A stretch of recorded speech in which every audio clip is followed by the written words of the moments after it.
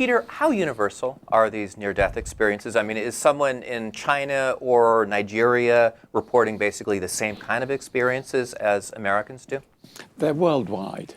Not only are they worldwide, they've also been throughout history.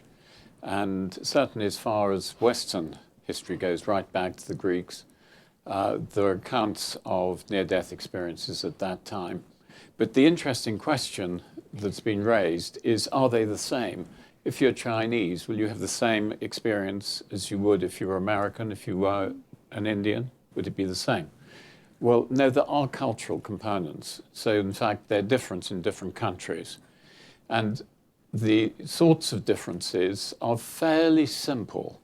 For example, I gave you what happens in European countries, in America.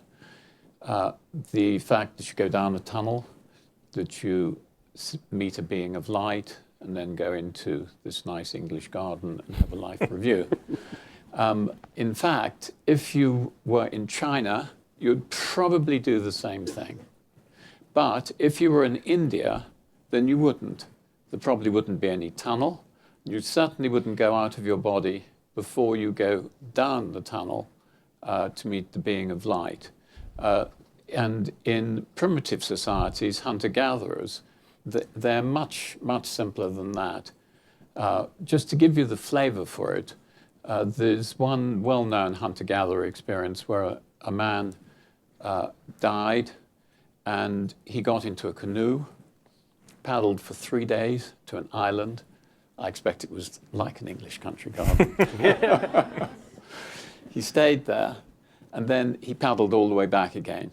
Now, that has the same sort of flavor as the near-death experience as we do today in Europe and America. So there are definite differences between why would certain people. cultures see the tunnel, the white light, and other cultures not?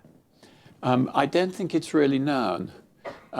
We can talk about the Indian experience because that's been studied much more.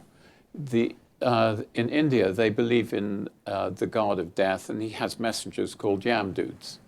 And he sends his Yamduts out to take the person and bring them back. So when you die, you're picked up by a Yamdut, and you go back to where the god is, and he looks in the book and sees exactly what you've done.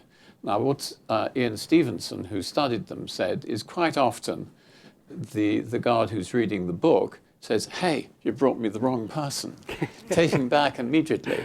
I didn't want that Patel, I wanted one of the other Patels. And Ian Stevenson called this official bungling. So there are very specific cultural phenomena which do occur.